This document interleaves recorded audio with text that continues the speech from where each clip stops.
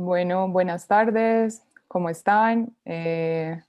Bienvenidos a este panel que hemos nombrado ¿Por qué nos cuesta hablar tanto de salud mental en nuestras sociedades? Los saludamos, yo estoy aquí en Bogotá, mi nombre es Angélica Cuevas, periodista de Mutante, y hoy nos acompañan en este panel José Nesis, que es psiquiatra y psicólogo de Buenos Aires, desde Argentina nos acompaña. Ahorita les voy a contar un poquito más de su perfil, y Keiko Arbeláez, que es voluntaria de un proyecto que se llama Activamente, que hace parte como de una alianza que tenemos en este momento con Mutante, con GK en Ecuador, Chequeado en Argentina y el Centro Latinoamericano de Investigación Periodística CLIP, también con el Surte en Paraguay. Y bueno, pues nada, estamos muy contentos como de estar aquí con ustedes en este conversatorio. Eh, Quiero contarles un poquito como antes de comenzar, como de qué se trata Activamente, porque estamos aquí hablando hoy de salud mental. Nosotros desde esta semana activamos una conversación que se llama Hablemos de Salud Mental en las redes sociales de todos los medios aliados que acabo de mencionar. Esta conversación va hasta el 16 de diciembre y estamos muy interesados en volver este tema de salud mental un tema mucho más público, del que hablemos como con menos tabúes, con menos silencios, y pues por eso hemos invitado como a este panel a dos personas que también nos vienen acompañando en un ejercicio de periodismo colaborativo que emprendimos hace 3 meses con Activamente, que es un proyecto en el que nos unimos estos 4 medios de comunicación regionales para realizar un ejercicio en el que convocamos a 700 voluntarios de estos tres, de Ecuador, de Argentina y de Colombia, para que pudiéramos hacer a través de un ejercicio de WhatsApp y un diálogo constante de WhatsApp, una investigación periodística sobre lo que estaba pasando con los jóvenes y la pandemia, con los jóvenes, su salud mental y la pandemia. Entonces, José Nesis, que es autor del libro De Familia en Familia y licenciado y médico en psicología de la Universidad de Buenos Aires y especialista en psiquiatría, es uno de nuestros expertos, porque dentro de este ejercicio convocamos a un panel de expertos para que nos acompañaran durante estos meses, para que nos ayudaran a encontrar también el enfoque editorial que queríamos abordar, para que nos ayudaran a salir de dudas, y ha sido pues como fundamental ese apoyo de los expertos en este ejercicio. José, buenas tardes. ¿Qué tal? Buenas tardes, gracias por la invitación. Es un placer Con estar gusto. con ustedes. Gracias. Y está también con nosotros Keiko Arbeláez, que Keiko hace parte del grupo de voluntarios que se unieron a este ejercicio aquí en Colombia. Keiko tiene 28 años y es licenciada en artes de la Universidad Pedagógica, y también pues estudió unos semestres de psicología y tiene una iniciativa muy interesante de la que vamos a hablar hoy, un grupo de estudio y grupo de apoyo que viene como gestionando dentro, pues, y que nació producto también de la pandemia. Keiko, gracias por estar acá con nosotros. Gracias, Angélica. Muchas gracias y pues saludo a todos. Y bueno, entonces queríamos contarles que en esta conversación que creamos y que pueden seguir en las redes sociales de todos estos medios aliados de GK, de Chequeado, de Clip, de Mutante, del Surti, van a encontrar durante estos días unas palabras, unas preguntas que detonan conversación sobre qué pasa con nuestra salud mental y por qué también nos cuesta tanto hablar de este tema. Y la próxima semana vamos a publicar los reportajes que estuvimos construyendo con la red de voluntarios. Entonces, esta semana realizamos en Colombia, desde ayer y hoy, un sondeo en el que les preguntamos a las personas un poco por qué nos cuesta tanto hablar de salud mental, que es como el tema también que nos está convocando hoy. Y algunas de sus respuestas nos llamaron mucho la atención porque tienen que ver también mucho como con este miedo de que nos nombren de pronto que estamos locos, o que cuando le contamos a alguien que estamos yendo a terapia, que nos juzguen por ir a terapia o por buscar respuestas por algo que no nos hace sentir bien. También algunas de las respuestas nos hablaban de que la gente cree que de pronto los terapeutas, que es muy difícil encontrar a alguien con el que pueda sentir confianza para acercarse y hablar de este tema, y sobre todo también como que mucha gente no está preparada como para nombrar lo que le pasa. O sea, tenemos una especie como de falta, o al menos lo notamos como de pedagogía emocional, no sé si se puede llamar así, pero pues no sabemos muy bien cómo nombrar lo que nos pasa. Yo quisiera preguntarle a Keiko, ¿por qué nos cuesta hablar tanto de nuestras emociones? Cuéntanos un poquito también, tú que vienes intentando hacer este ejercicio desde tu grupo de estudio, ¿cómo es, pues, cómo ha sido para ti también comenzar a hablar de tus emociones y por qué crees que hay tanto estigma alrededor? Bueno, pues yo creo que primero que todo nos cuesta conectarnos con nuestra vulnerabilidad y sentimos que esa vulnerabilidad es precisamente el mundo emocional. Nos han enseñado que las figuras fuertes son figuras más bien muy racionales y entonces nuestras emociones quedan como en un segundo plano y sobre todo cuando hablamos de temas de salud mental, no solamente estamos hablando de las emociones, sino que estamos hablando como de un mundo que no conocemos y es la realidad de que muchas veces no nos conocemos a nosotros mismos. Entonces, como que ese desconocimiento creo que nos da miedo, creo que nos asusta y ver y ponernos en ese lugar de susto con los demás, pues nos presenta, digamos, un reto muy importante. Personalmente a mí, por ejemplo, eh, digamos que me costó mucho empezar el grupo porque siempre era como, no, pero ¿quién va a querer? Y no, pero de esto no se habla. Y bueno, pues creo que es más por ese lado. ¿Y qué ha pasado? ¿Qué pasa cuando empiezas a hablar? ¿Qué pasa cuando abres un grupo para conversar de salud mental? ¿Qué te empiezas a encontrar? Me empiezo a encontrar con que hay muchas personas que comparten muchas experiencias. Digamos, uno de los criterios de mi grupo es estar en tratamiento, porque creo que una persona que está en tratamiento psiquiátrico, pues normalmente ya ha recorrido unos pasos y ya ha caminado unos pasos, y me doy cuenta que hay muchísimas personas que no sabemos que están en tratamiento psiquiátrico y que no se lo cuentan a nadie, y que es como un proceso, es como van a un médico que al cual no le dicen nada, no le cuentan a nadie, pero pues que digamos que los ayuda con su salud mental. Entonces me he encontrado.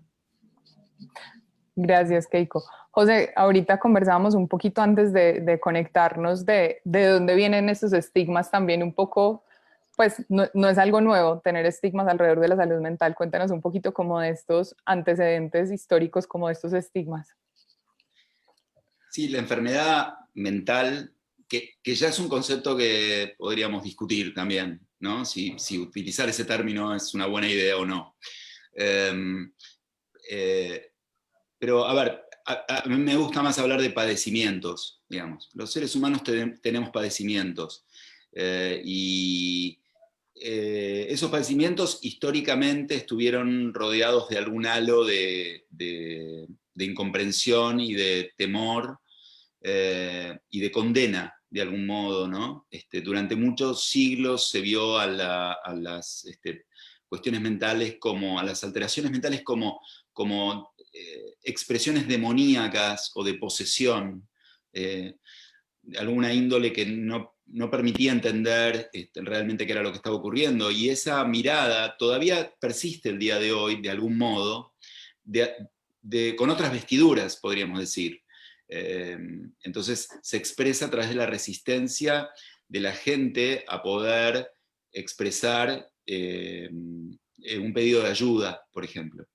Me gusta lo que dijo Keiko, porque lo primero es eso, es lo de la fragilidad, la vulnerabilidad y la sensación de que uno, o la situación en la que uno puede pedir ayuda.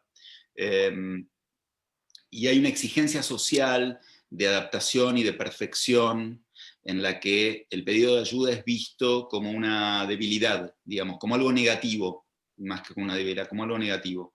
Y entonces eso hace que poder comentar que alguien pide ayuda a un terapeuta, digámoslo así en sentido amplio, que puede ser un psicólogo o un psiquiatra, sea visto como un signo negativo, en lugar de ser visto como la puesta en práctica, como el despliegue de un recurso, que es la posibilidad de pedir ayuda. De paso, dicho sea de paso, no olvidemos que el primer signo de salud mental es el reconocimiento de los propios problemas, de manera que el pedido de ayuda ya es terapéutico en sí mismo, ya es un paso en cualquier proceso terapéutico.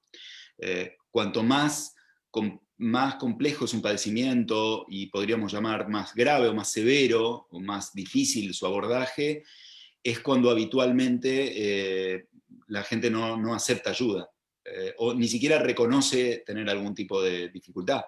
Entonces, eso complica mucho más las cosas también, ¿no?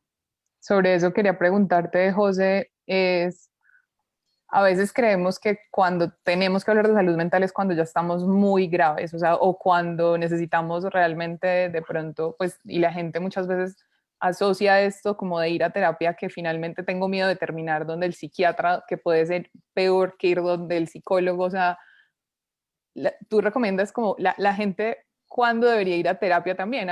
Esto de que hablemos tan poco de nuestras emociones también hace que accedamos muy poco como a servicios también y terapias que de pronto nos pueden ayudar a avanzar como en el autoconocimiento. O sea, no Sí. solamente los que están de pronto sintiendo que tienen algún trastorno deberían de pronto ocuparse de su salud mental. ¿Cómo hacemos para como para incentivar o no sé cuándo ir a terapia o cuándo acercarse también a esos procesos de autoconocimiento?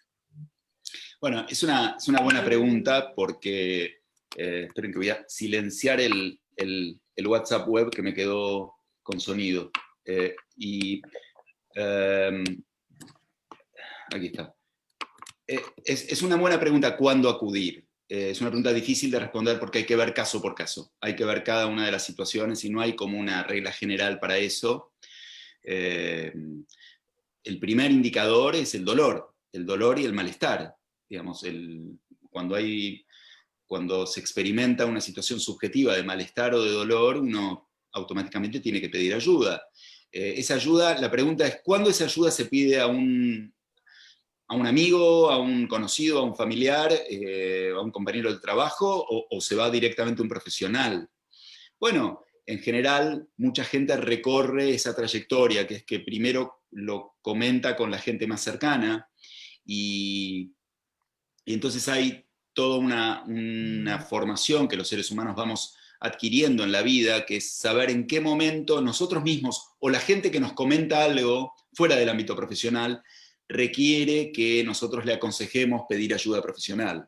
Eh, Voy a dar un ejemplo, digamos, muy habitual que tiene que ver con el alcoholismo, supongamos, cuando uno, en general, la mayor parte de las personas que tienen problemas con el consumo problemático de alcohol no consultan por eso, porque o no lo reconocen como un problema o porque justamente temen que la terapia les quite la sustancia a la cual tienen un apego muy particular.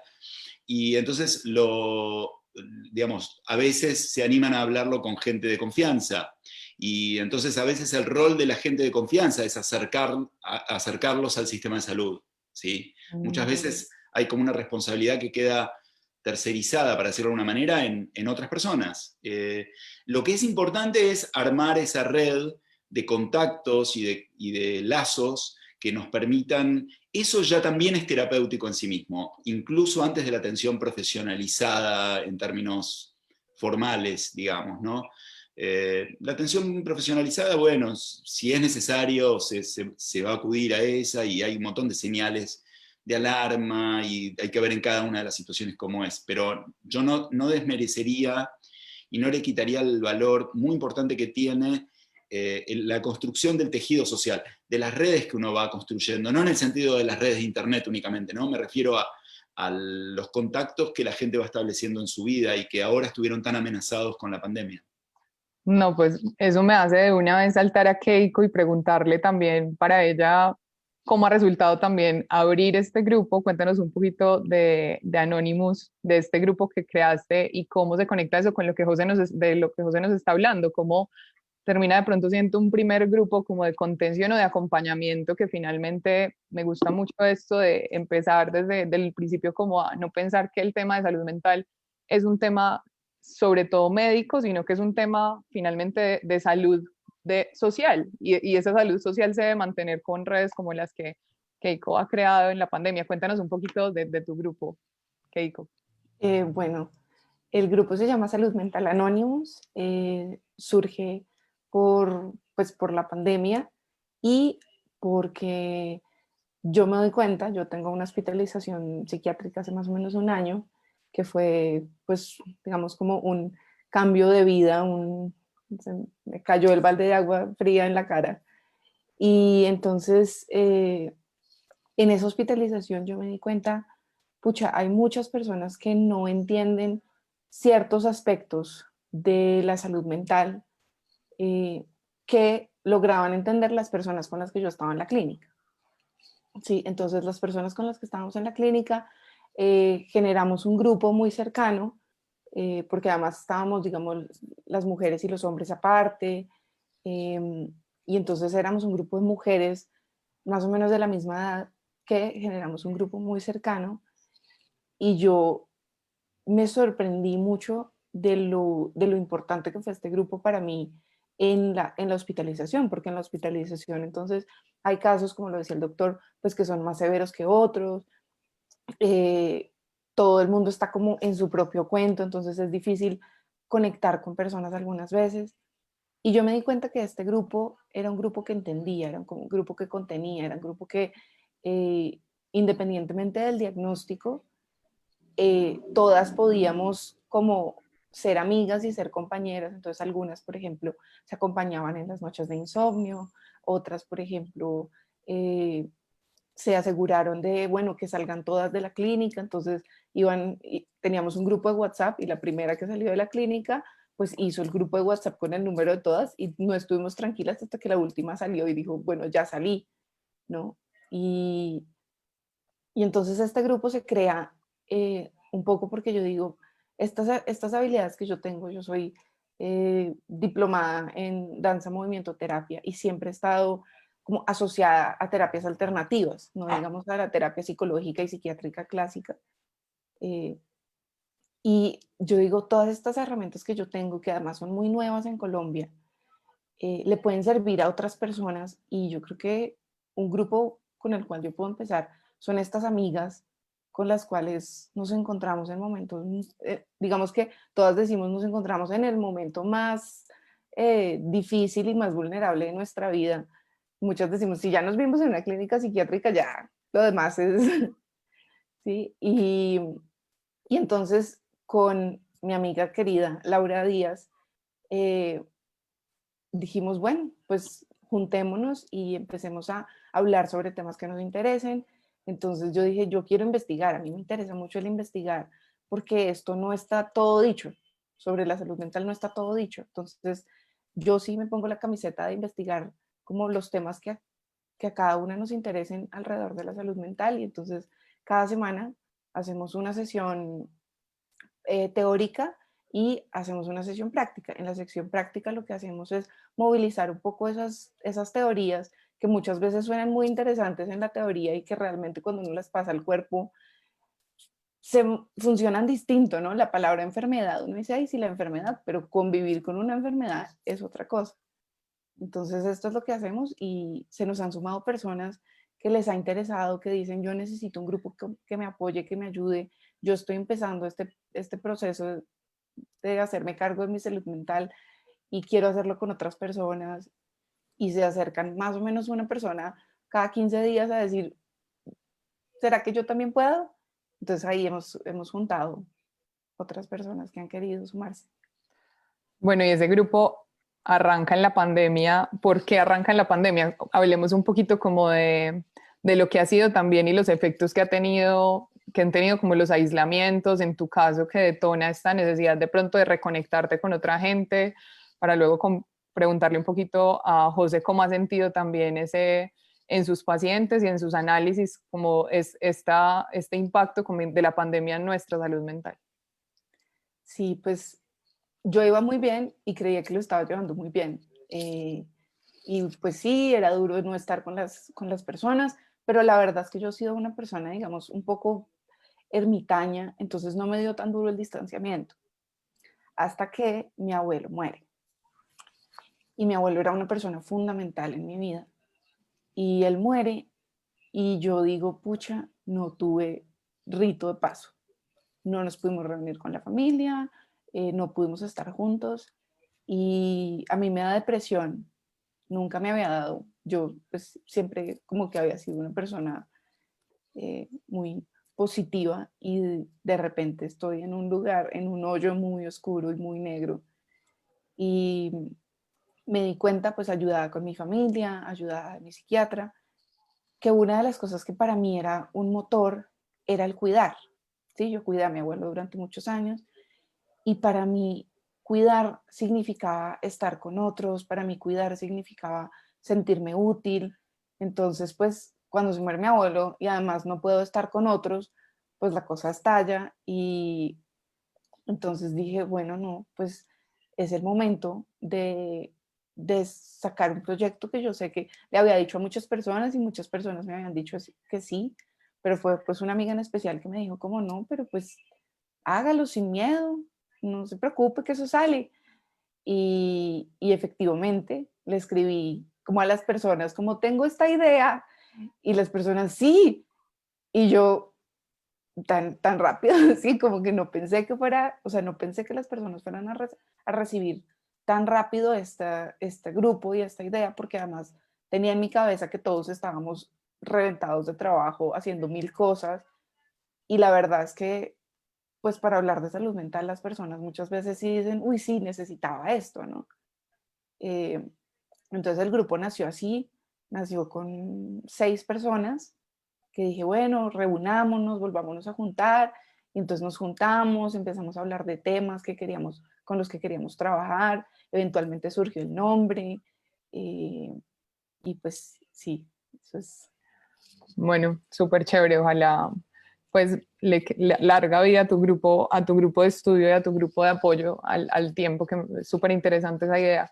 José, cuéntanos un poco, porque además tú te has especializado también en estudiar el comportamiento, y cuéntanos un poquito cómo ha sido esto, cómo fue para ti también como psiquiatra empezar a ver lo que estaba pasando con la pandemia. Estábamos hablando de que las cuarentenas en Colombia, en Argentina, no tengo tan claro qué tanto duraron las de Ecuador, pero pues fueron cuarentenas muy estrictas, muy largas, con muchas restricciones.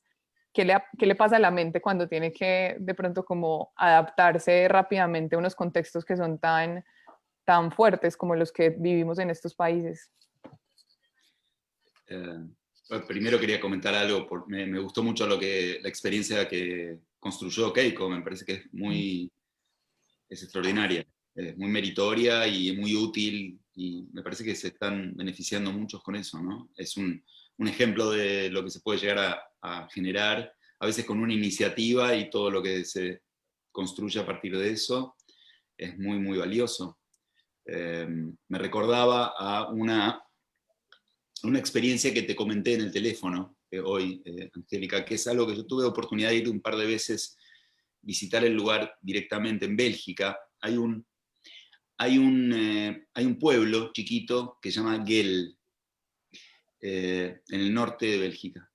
Y tiene un mito el pueblo que lo acompaña, que es que más o menos en el siglo VII, un rey de lo que hoy es Irlanda, queda viudo, estaba muy enamorado de su mujer y queda viudo traumáticamente, y hace lo que hoy llamaríamos un duelo patológico, ¿no? No puede atravesar esa situación, y entonces entra en un estado muy particular en el que empieza a perseguir a su propia hija porque la ve parecida a la madre, a su mujer. Entonces la hija huye, cruza el mar y llega a lo que hoy es Bélgica, y el padre le da alcance y la mata. Y a partir de eso, la población empieza a santificar a esta mujer y se le atribuyen una cantidad de milagros. Esa es la historia del mito.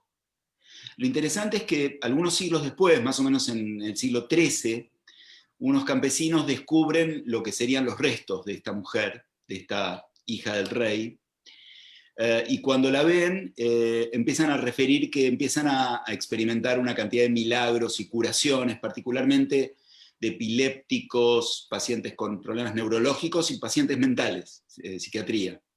Entonces se transforma esta mujer en la patrona, en la santa de los pacientes mentales. Pero lo interesante todavía no había ocurrido, empieza a ocurrir a partir de ese momento. Como se le atribuyen poderes curativos, de toda Europa, estamos hablando de hace 700 años, de toda Europa las familias empiezan a llevar a sus integrantes que tenían algún problema mental para ser curados en esta iglesia, digamos, que se había construido a estos efectos, ¿no? En honor de esta santa, que se llamaba Dimna.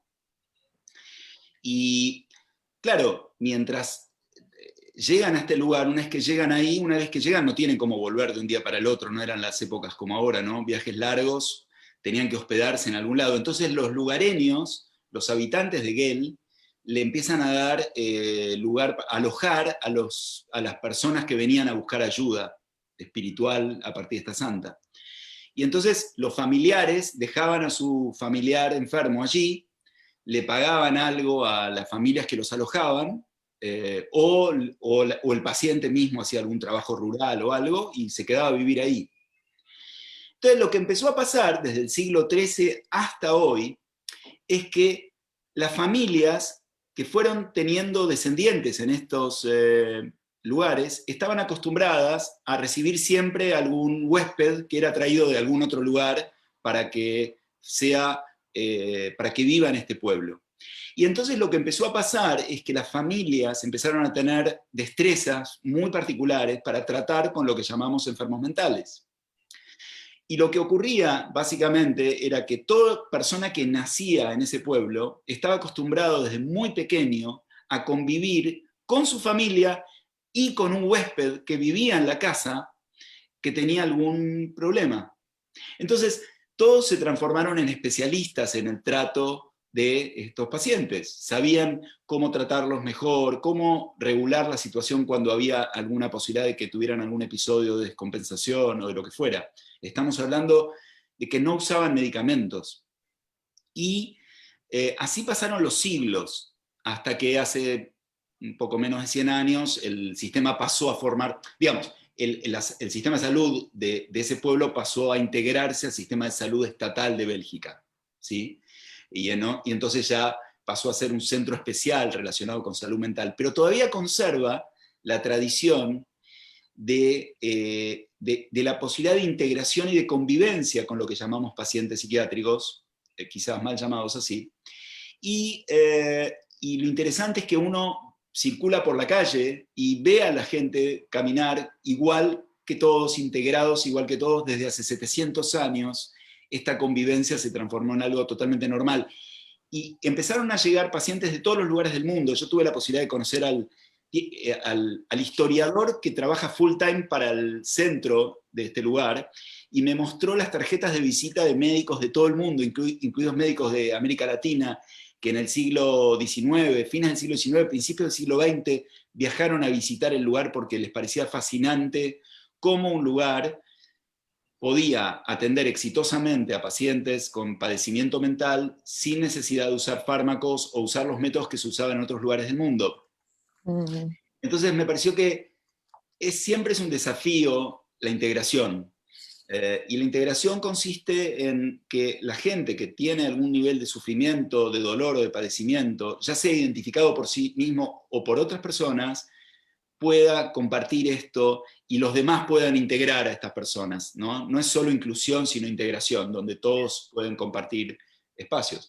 Con respecto a la pandemia, creo José, que... incluso ahí me haces de pronto saltar para hacerte una pregunta, y es, o sea, evidentemente dependiendo de dónde estemos parados, en qué lugar nacimos, en qué cultura crecimos, con qué tipo de información disponible crecimos, pues nos vamos a relacionar o no con o los padecimientos mentales, o también como esta necesidad de conocer más y cómo atender mejor nuestras emociones.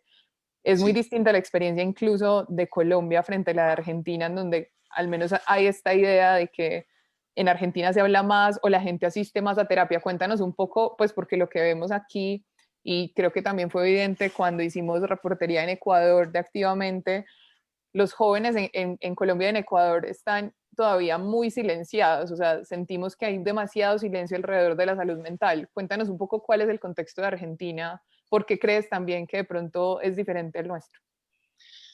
Bueno, Argentina tuvo un desarrollo muy fuerte desde mediados del siglo pasado del psicoanálisis. Hubo una influencia muy fuerte del psicoanálisis y como seguramente todos saben, el psicoanálisis no es solamente un método terapéutico no es solo un método terapéutico para los trastornos mentales, sino que además es una experiencia en sí misma que permite que las personas puedan conectarse con sus propios aspectos que muchas veces están disociados o expulsados o no integrados en la propia personalidad.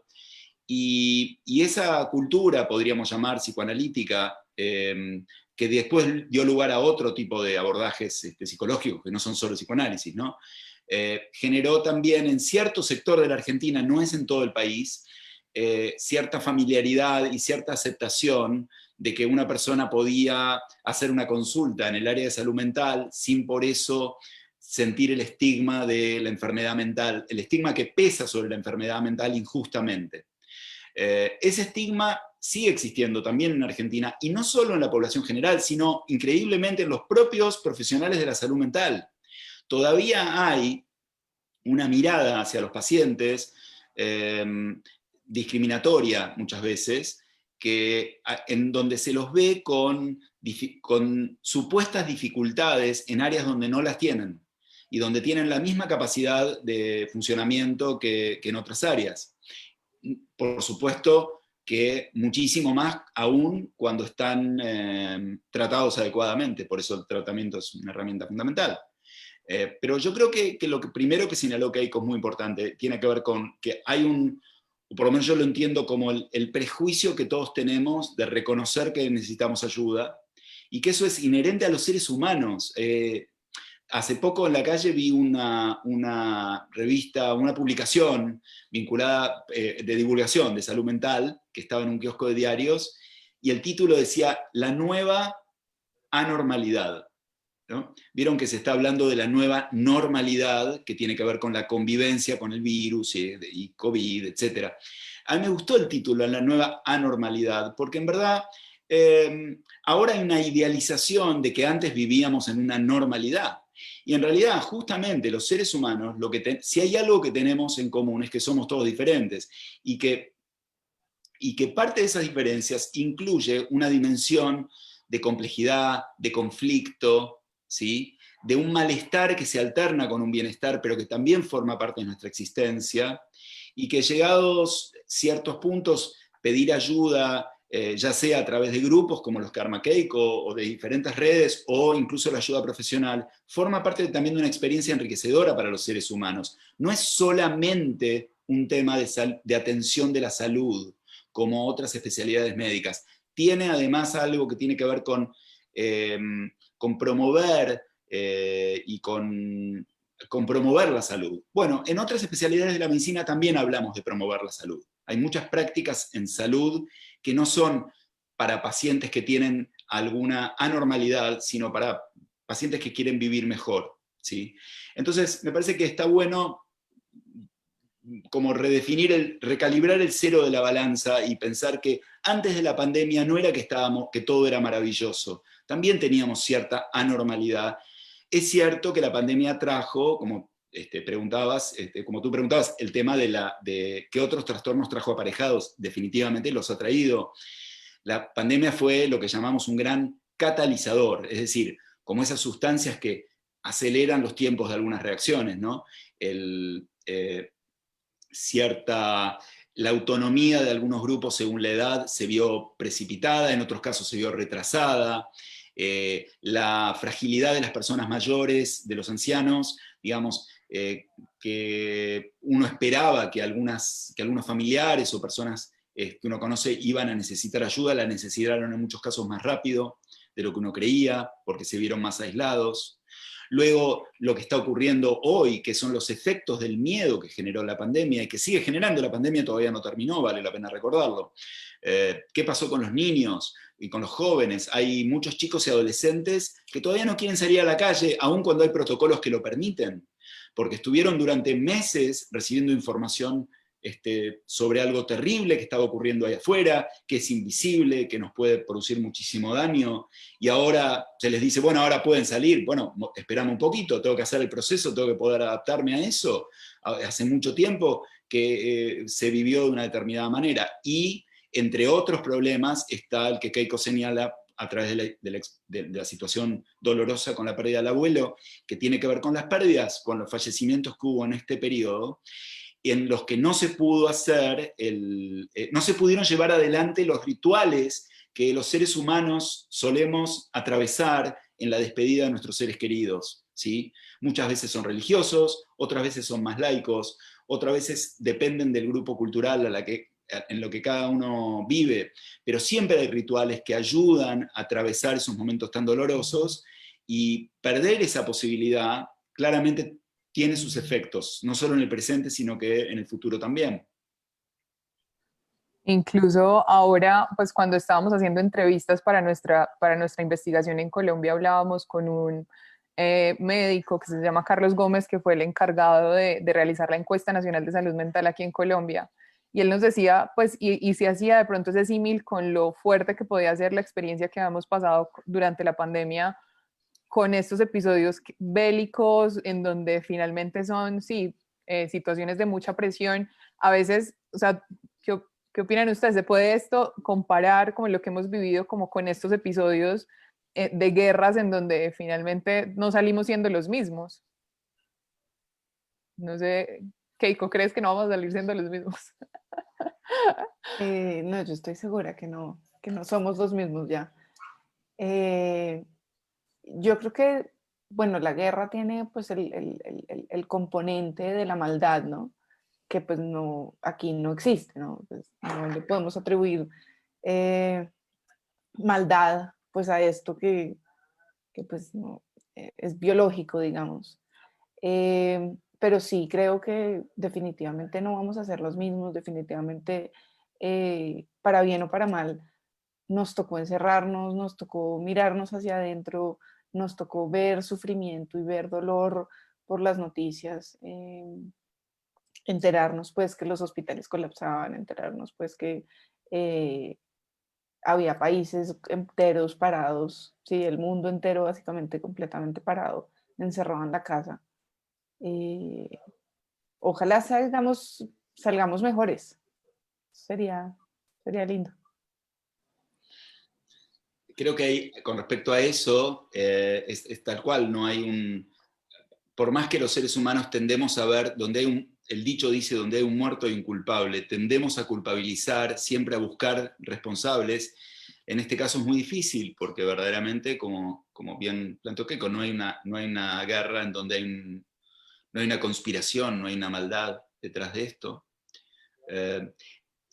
Pero sin embargo tiene un componente traumático. Tiene el componente traumático en el sentido de lo disruptivo. Algo irrumpió en nuestras vidas que, por más poco normales que fueran, no dejaban de resultarnos de algún modo familiares, y esto aparece como un componente externo, ajeno, exógeno, que irrumpe violentamente en nuestras vidas. Y los seres humanos, para eso tenemos mecanismos de compensación inmediatos, pero que a veces nos pasan factura más adelante. Ese es el famoso estrés postraumático, ¿no? Trastorno de estrés postraumático. Las personas se adaptan rápidamente a una situación disruptiva, pero un tiempo después expresan algún nivel de sintomatología. No siempre ocurre, no es obligatorio que pase, pero estamos atentos, los que trabajamos en el área de salud mental, para ver qué efectos vamos a tener a largo plazo de esto. Todavía no lo sabemos. Sí sabemos que esos efectos quedan muy mitigados cuando se pueden construir redes y lazos sociales. Por eso tenemos mucho para hacer, y esto es muy importante, porque si no pareciera como que estamos,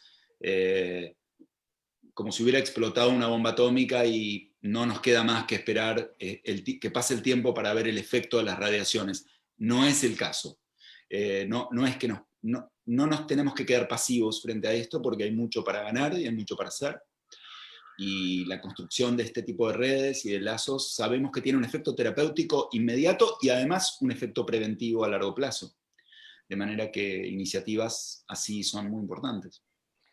Incluso también dentro de nuestra investigación veíamos que pues, los llamados de la Organización Mundial de la Salud, que incluso durante el Día Mundial de la Salud Mental en octubre de este año, hacía como especial énfasis en la falta de financiación que tenían los sistemas de salud del mundo. Nos daban este dato de que solamente el 2% en general de los presupuestos de los países van a atención en salud mental y que durante la pandemia la verdad es que aunque muchos dentro de sus discursos han puesto la salud mental como prioridad, cuando vemos la verdadera acción de los gobiernos, pues es muy poca en comparación como el de las afectaciones que al menos expertos como tú, José, y como otros expertos que han venido previendo los impactos a futuro que puede traer esto, pues finalmente necesitamos sí o sí que haya otras iniciativas más allá que los gobiernos activen, porque finalmente ese es un tema que debería interesarnos a todos. Pues por eso no solamente la iniciativa de Ariadna, de Keiko, sino también tenemos otra voluntaria en Colombia y otros más en otros países. Hay una chica que se llama Ariadna que tiene también un medio de comunicación que habla de salud mental. Este tipo como de iniciativas terminan siendo indispensables finalmente como para contener lo que viene y para también empezar a actuar como sociedad frente a este tema. Finalmente, la estigmatización, sí, es un tema que nos corresponde como a todos, a todas las esferas sociales, como un poco romperlo, ¿no? Y por eso incluso estamos aquí conversando de este tema. Quería preguntarles, dentro de estos estigmas también de la salud mental, está este tema, hay dos temas que siempre como que causan polémica y es como este susto que tenemos de pronto de terminar teniendo una experiencia como la que tuvo Keiko, como no tengo mucho miedo de en algún momento terminar en una clínica de salud mental y luego tengo mucho miedo de que me envíen medicamentos y por eso no acudo porque le tengo miedo a la medicación. Quisiera preguntarle a Keiko un poco cómo fue para ti esa experiencia y sí, como sabemos pues que de esa experiencia igual surge este grupo que ahora tienes, pero que nos cuentes un poquito también como de cómo fue estar en ese episodio por el que pasaste. Bueno, con respecto a la medicación, yo soy ferviente creyente en que sí lo mejor son métodos que no incluyan medicación, digamos, porque la medicación es fuerte, ¿sí? Es medicación que normalmente requiere que uno esté tomando, o sea, no es una aspirina y ya me calmé, no, estamos hablando de medicamentos que te tienes que tomar durante meses, estamos hablando de medicamentos que son fuertes para el sistema nervioso, pero yo sí creo que lo mejor que hay es prevención, digamos, cuando uno acude a un terapeuta por prevención, ¿sí? Simplemente como para estar acompañado, hay muchas menos posibilidades de que a uno le dé una crisis psiquiátrica que termine pues en una hospitalización o una crisis que termine pues en, digamos, necesitando medicación. Muchas veces lo que pasa es que, por lo menos en mi caso fue así, y es que a pesar que yo no soy fan de la medicación, yo puedo darme cuenta, a mí el medicamento me ayudó. Yo no estaba tomando medicamentos, yo dejé de tomarme el medicamento después pues, de la crisis que tuve y debido a la depresión, pues dije, bueno, sí, volvamos a tomar el medicamento. Y realmente sí siento como los síntomas se bajaron un montón y como pues mi vida sí es mucho más fácil porque me tomo una pastilla todas las noches, ¿sí? Y creo que eso es una cosa que también tenemos que aprender y es pues aceptar cuando nuestro cuerpo necesita un medicamento y aceptar cuando nuestro cuerpo necesita acompañamiento y aceptar cuando nuestra vida tiene ciertas circunstancias que nos requieren a nosotros pues ser lo suficientemente fuertes para decir, de pronto el 90% de las personas que conozco no han pasado por esto o no consumen esto o no necesitan esto, pero yo sí. Y eso es también entender la particularidad de cada persona y de cada y de cada cuerpo. José. Bueno, el tema de los medicamentos, estamos hablando de los psicofármacos, entiendo, ¿no? De los medicamentos que se usan en el área de salud mental, de psiquiatría.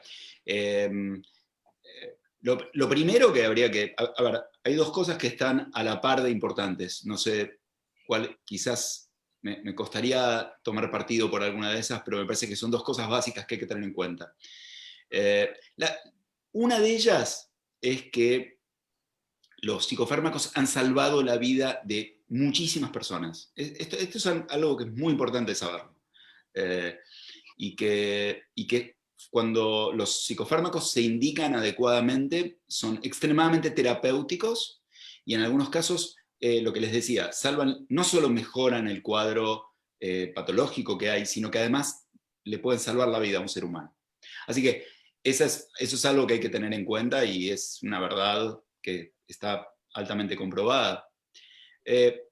Lo otro es que, y que digo, está a la misma altura, es que hoy por hoy en la medicina se entiende que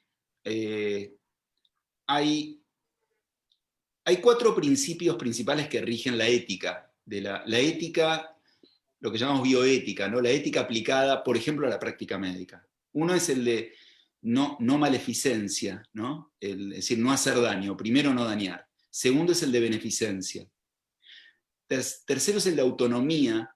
Y por último, el de justicia, que tiene que ver con la distribución de recursos. Y yo querría hacer énfasis en este punto, en el de autonomía. Cualquier persona tiene que mantener el máximo de autonomía posible en sus decisiones. Cualquier paciente puede rechazar un tratamiento, de cualquier índole, inclusive un tratamiento farmacológico. Esto forma parte de la libertad que tiene un ser humano. Entonces, alguien me podrá decir, bueno, pero cuando una persona está afectada mentalmente, ¿qué tan autónoma es que pueda rechazar un tratamiento farmacológico? Es el deber de los médicos, nosotros tenemos como deber tratar de fomentar al máximo posible esa autonomía, aun cuando esa autonomía está afectada.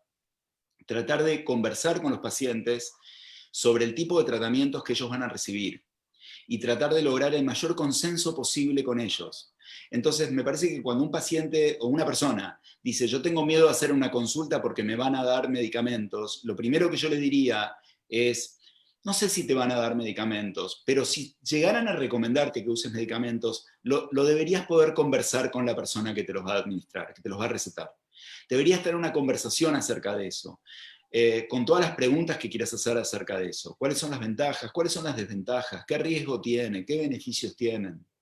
Y hoy por hoy, con el paradigma actual de la medicina, que es una medicina que debiera ser colaborativa y no lo que antes llamábamos el modelo médico hegemónico, donde el médico decide y el paciente obedece, sino que el enfoque es un enfoque colaborativo, se tiene que poder instalar una conversación allí donde haya dudas, y si logramos que este paradigma se instale, es probable que mucha más gente se anime a pedir ayuda sabiendo que no va a ser obligada a nada, ni presionada a nada, sino que va a poder sostener una conversación. Y si lo que tiene es una dificultad para hablar, bueno, eso es lo primero que hay que abordar. Este encuentro que estamos teniendo hoy empezó con la dificultad para poner en palabras las emociones, y hay un término para eso, que se llama alexitimia, ¿no? Es un término un poco raro, pero alexitimia, si uno lo descompone, es falta de léxico para hablar del ánimo, del estado de ánimo, ¿no? Timio tiene que ver con el ánimo. Entonces, cuando no encontramos las palabras para hablar de lo que sentimos o de cómo nos sentimos, menos todavía vamos a poder hablar de los miedos que tenemos, de que temores o fantasías al respecto de qué me puede hacer un medicamento, por ejemplo. Entonces, primero es generar una conversación donde podamos expresar nuestros deseos y nuestros temores al mismo tiempo, y nuestro padecimiento si lo hay, y luego explorar alternativas terapéuticas, entre las cuales los psicofármacos son una de ellas.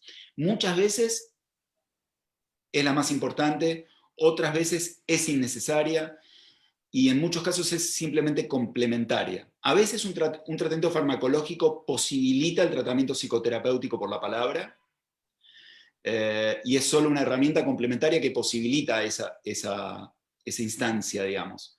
Esa instancia en la que lo que cura es la palabra y el lazo terapéutico. Hay pacientes que no necesitan fármacos para poder establecer ese lazo terapéutico y beneficiarse de ese proceso, pero hay otras que sí, que lo necesitan porque en el estado en que están, ya sea por una ansiedad excesiva, por una tristeza excesiva o por otro tipo de expresiones que podemos tener los seres humanos, no nos permiten llevar adelante un proceso terapéutico sin fármacos. Entonces me parece que hay que abrir un poco el tema y siempre en ese contexto que idealmente sería el contexto colaborativo. Bueno, tengo una última pregunta porque ya vamos cerrando este panel que la verdad ha sido súper interesante poder hablar desde la experiencia de Keiko, desde tu experiencia, José, como especialista. Quisiera preguntarles desde esos dos lugares desde donde nos hablan, ¿cuál podría ser también un consejo para las personas que apenas estamos empezando de pronto a hacernos preguntas sobre cómo podemos estar mejor, si de pronto hay alguna manera como de hacer un autochequeo o cuál podría ser ese primer camino o ese a veces como de al menos saber o hacernos preguntas como para ver si todo está bien con nosotros o si de pronto es hora como de pedir ayuda o incluso como de abrir conversaciones como estas, pero en espacios más familiares o de amigos, como de hablar de salud mental de una manera mucho más abierta y no sé, como compartida. ¿Quién quiere Okay. empezar? Keiko. Empieza, bueno, listo, empiezo. Bueno, pues creo que son muchas cosas las que uno puede hacer, pero si pudiera como decir una cosa que me parece que vale la pena y que promueve pues el amor propio y la salud mental, es tener todos los días un ratico para hablarse a uno mismo, ya sea para meditar, pero un rato para dedicarse a uno mismo, sobre todo en estas circunstancias en las que estamos, que básicamente muchas veces es trabajar y dormir y comer. Parar un momento y de verdad dedicarse un rato, ¿sí? Dedicarse un momento a saber cómo se está emocionalmente, cómo se está físicamente, cómo se está espiritualmente. Eh, Hay un ejercicio que es, por ejemplo, hablarle a el niño interior, entonces, o la niña interior. Y entonces es como le hablas a un niño, ¿no? Muchos tenemos un niño ahí guardado que es rebelde, que es rabioso, que está triste. Entonces tenernos mucha paciencia y hablarnos con todo el amor del mundo, como uno le hablaría a un niño, eh, y poder, sí, hacer una comunicación directa con uno, ¿sí? Entonces, pues ese ratico para mí suele ser en la mañana, que es como mi momentico de estar conectada conmigo y de saber yo realmente cómo estoy y si estoy bien para funcionar o si no tanto o qué necesito, ¿no? Ese sería mi tip. Gracias. Yo diría que uno podría imaginarse esto, que los seres humanos somos el centro, cada uno de ustedes, cada uno de los seres humanos, es el centro de una red que, como alguien ha graficado alguna vez, es como un círculo dividido en cuatro cuadrantes. Uno es el que tiene que ver con los lazos familiares, familias de origen, familias que uno ha formado, la familia extensa. Otro de los cuadrantes está ocupado por el mundo social que alguien tiene desde el punto de vista de amigos, personas que conocen el barrio, las personas que uno saluda cuando sale a la calle. El otro cuadrante tiene que ver con el mundo laboral o académico, ¿no? Y o académico, digamos, las personas en su trabajo o si desarrollan alguna actividad de estudio o las dos cosas. Y por último, el cuarto tiene que ver con el sistema de salud, con los recursos que uno tiene como sistema de salud. Médicos, psicólogos, enfermeras, kinesiólogos, terapistas ocupacionales, talleristas, etc. Todo el sistema de salud que está ligado a cada persona, digamos. Y imagínense que cada uno de esos 4 triángulos, digamos, no llegan a ser triángulos, ¿no? Que están las porciones de ese círculo, además tienen un centro y tienen una periferia. Y en cada uno puede ubicar distintas personas que están más o menos cercanas. Por ejemplo, hay gente que tiene la familia muy cercana, hay gente que tiene la familia muy lejos, hay gente que tiene amigos muy cerca y otros no tanto, hay gente que tiene vínculos laborales o académicos muy cercanos y otros no tanto. Y hay gente que tiene un sistema de salud muy accesible y muy cercano y otros que prácticamente no lo tienen o lo tienen más lejano. Y cuando uno toma conciencia de esa red de la que uno forma parte, uno puede también decidir dónde dirigir más los esfuerzos para fortalecer aquello que quiere fortalecer o instalar aquello que quiere instalar, ¿sí? Entonces, me parece que esa es una manera de pensar que uno forma parte de una estructura mayor que a uno lo excede, pero en la que uno puede ser también protagonista. No solo ser instituido, sino ser instituyente, ¿no?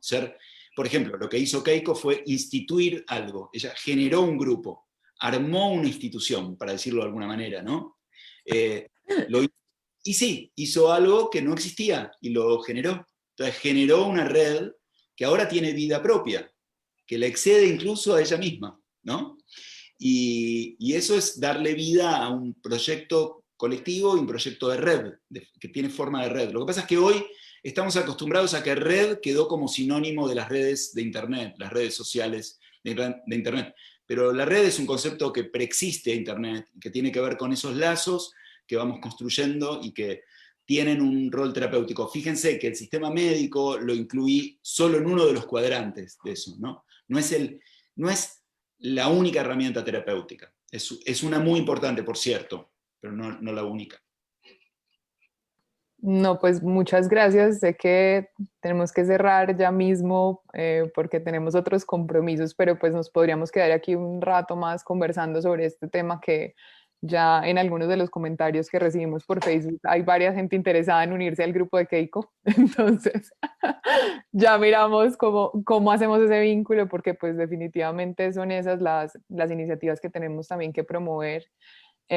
Muchas gracias, José, muchas gracias, Keiko, por unirse a Hablemos de Salud Mental. Saben que nos queda una semana y media más de conversación y que nos pueden seguir en nuestras redes sociales, buscar el hashtag Hablemos de Salud Mental. Justo hoy lanzamos en Twitter un ejercicio en el que está abierto para que nos recomendemos películas, libros, contenidos que sean útiles también para crear como una base de datos de cosas que nos sirvan también para, no solamente para hablar más de este tema, sino también para conocer más, para aprender más sobre este tema.